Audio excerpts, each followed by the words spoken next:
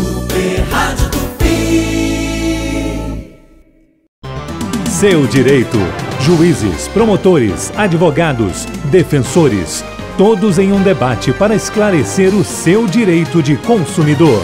Seu direito em tupi.am, tupi.fm,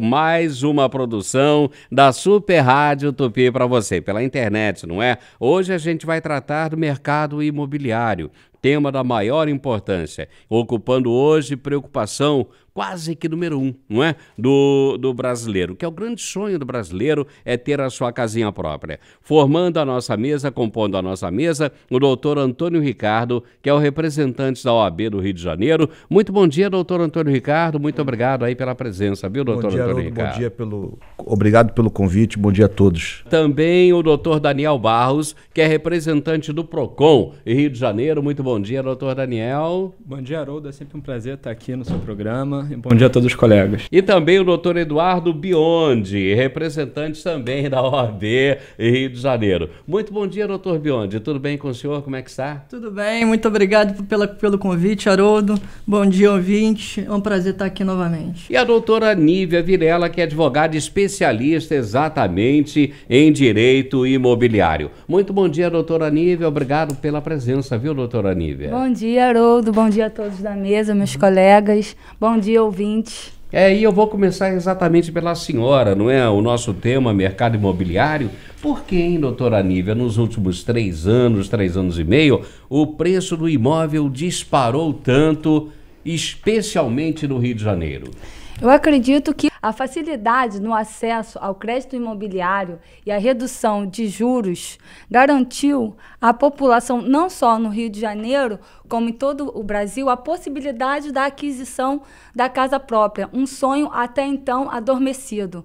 E com essa possibilidade surgiu uma procura muito grande e, consequentemente, o mercado teve que produzir muito mais imóveis e por conta da valorização, porque tinha comprador, mas não tinha imóvel. E isso aqueceu o mercado imobiliário.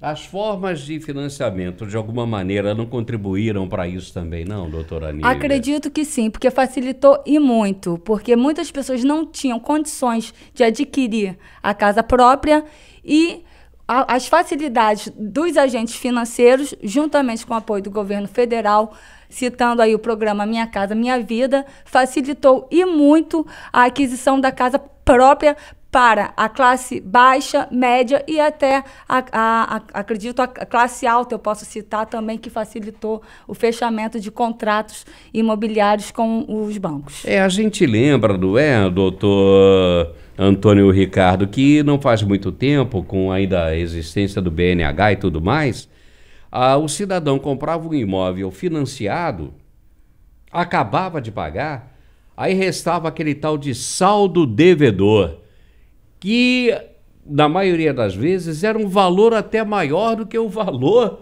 que o cidadão financiou para comprar o seu imóvel. Hoje isso não existe mais. Ou ainda existe essa história de saldo devedor no final do financiamento? Doutor Antônio Ricardo. Não, Haroldo, felizmente não existe mais, não. De péssimas lembranças era o Fundo de Compensação de Variação Salarial, porque os financiamentos eram atrelados ao aumento dos salários, só que como os salários não aumentavam, os financiamentos aparentemente não aumentavam e aquele resíduo ia para o final.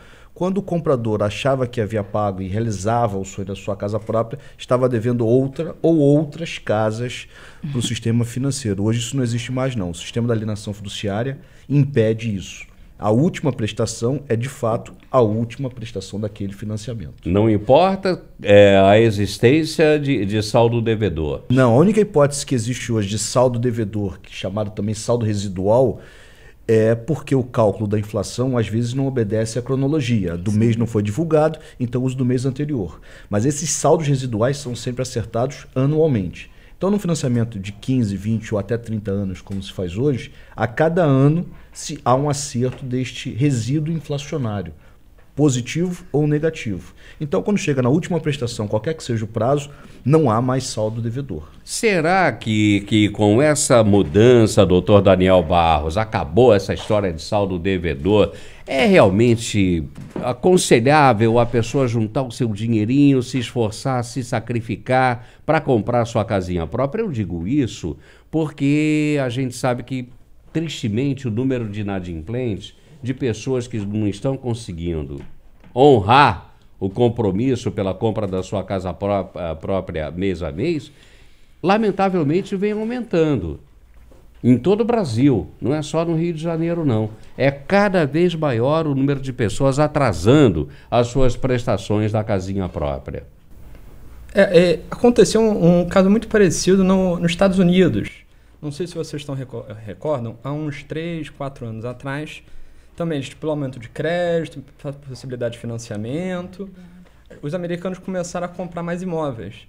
E isso aconteceu, eles começarem financiamentos e não conseguirem mantê-los ao final. Isso gerou uma quebra na bolsa e um período ruim para a economia norte-americana. A bolha imobiliária. A bolha imobiliária, exatamente. Aqui no Brasil, a gente ainda não está num período tão grave quanto chegou lá. Mas, de fato, muitas vezes é um imprevisto na vida do comprador que quis se arriscar a comprar a casa própria e, infelizmente, alguma coisa aconteceu, ele não conseguiu honrar o compromisso e acaba se endividando e tem que buscar algum meio para saldar essa dívida. Aqui no Brasil a coisa parece que é mais controladinha, o doutor Eduardo Biondi. Porque o cidadão só pode comprometer X% da sua renda, não é, na hora de fazer o financiamento. E o sistema hoje de financiamento também você pode escolher que o valor da prestação vai diminuindo. Isso é maravilhoso, não é? O valor da sua prestação vai diminuindo. Você começa pagando R$1.000 por mês, digamos, né? No segundo mês já caiu para 999, né? No finalzinho, 10 anos, você está pagando R$300, R$200. É um sistema bastante interessante o nosso. A gente não corre o risco dessa bolha, embora esteja crescendo o número de inadimplentes. Não há que se falar em bolha, Haroldo, mesmo citado pelo próprio Daniel. Nós estamos estamos muito distantes do que aconteceu de fato nos Estados Unidos. Quando aconteceu nos Estados Unidos a bolha imobiliária,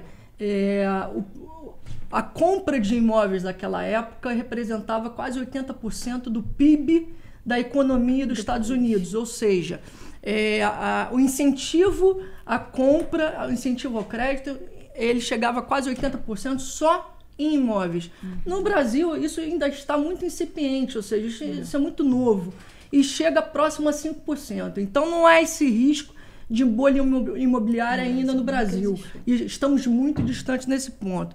E essa possibilidade de você abater proporcionalmente os valores das prestações é uma condição que o próprio Código de Defesa do Consumidor faculta ao comprador de imóveis para ele poder ir abatendo. Ou seja, ele recebeu um dinheirinho a mais naquele mês, ele vai lá, ele pode adiantar. 13º, por exemplo. Exatamente. Ele pode ir lá, quitar e adiantar algumas parcelas. E também, no momento de você fazer a análise de crédito do valor em que você pode financiar, as instituições financeiras têm essa limitação que até 30% não pode exceder 30% no momento de financiar. Ou seja, a pessoa que ganha R$1.000, ela só poderá até R$300 financiar um imóvel da casa própria. O valor da mensalidade, né? R$300. Agora, também nos Estados Unidos, o cidadão compra uma casa pagando em 40 anos, 50 anos. Aqui no Brasil a gente não tem prazo tão longo assim. Tem, doutor Antônio Ricardo? Haroldo, importantíssimo, anos, até em razão da grande audiência da Rádio Tupi, desse programa, pontuar essa questão da bolha americana, porque o pânico, às vezes, gera doença. No mercado imobiliário americano, havia duas situações extremamente perigosas. Todo mundo comprava financiado entre 40, 50, 60 anos, havia hipotecas até 60 anos. Todas as empresas que construíam tomando financiamento bancário para aquela construção. E todo mundo possuía o seu imóvel, ou a sua hipoteca. No Brasil, há 3 situações que nos protegem. Há uma enorme fila de pessoas querendo comprar. Então, se uma pessoa deixa de pagar, por qualquer um desses infortúnios da vida, a outras comprando. Segundo, o crédito, como você falou, é muito difícil. Muito difícil. Terceiro, as incorporadoras não têm financiamento bancário para a construção. Então elas ficam limitadas pelo seu próprio tamanho. Então, mesmo que aconteça um desnível numa dessas pontas, não há risco da bolha. Especialmente porque o consumidor tem outras opções. Aquele que fica inadimplente num 3/4, que ele se aventurou ou sonhou em melhorar, ele vai para um 2. E há uma mudança, há uma rotação que nos protege da bolha. No mercado americano, a pessoa tomava 3, 4 empréstimos, dando a sua casa como garantia. Isso é absolutamente vedado no Brasil. Então, uma casa de 500 mil só vai garantir um empréstimo de 400 mil. Nunca de 2 milhões, como é nos Estados Unidos. O nosso sistema é bastante seguro, bem mais seguro. Agora, doutora Nívia, os preços dos imóveis já estão caindo ou ainda se manterão lá em cima durante um bom período? Na sua visão, no seu entendimento? Na minha visão, eles tendem a acompanhar a inflação, né? E o que se espera é que não ocorra os aumentos nos últimos anos, né? Por conta da estabilidade que eu tenho visto no mercado, na prática, eles não vêm aumentando de mês a mês, né? E nem semestralmente, como o ano passado aconteceu, né? Eu acho que também com a Copa e com a eleição, os compradores seguraram muito, acreditando que após a Copa ou as eleições, os preços tenderiam a reduzir e não reduziram. Eles se mantiveram. Teve, obviamente, uns reajustezinhos, mas decorrente da inflação mesmo. Então, eu acho que quem tem interesse em comprar a casa própria, o momento é agora. Porém, quem tem interesse em investimento, eu acho que não seria o momento. Quer dizer, é bom para comprar, mas não é bom para vender. Exato. Não, comprar para investir. Não, mas o momento é bom para vender? Não, né? Tem muita oferta. Tem muitas ofertas. Então, o momento não é bom para quem vende. Para quem compra para investimento, pra quem não. Compra, mas eu acredito, pelo que eu vejo, para a casa própria, eu acho um bom negócio nesse momento, visto o valor atual do mercado. Bom. Agora, que cuidados, hein, doutor Daniel, a pessoa deve ter na hora de comprar a sua casa própria, o seu apartamentinho? A gente vai conversar sobre isso no próximo bloco. Tá combinado? Tá combinado. Tá ok. Seu Direito, o programa que cuida do consumidor.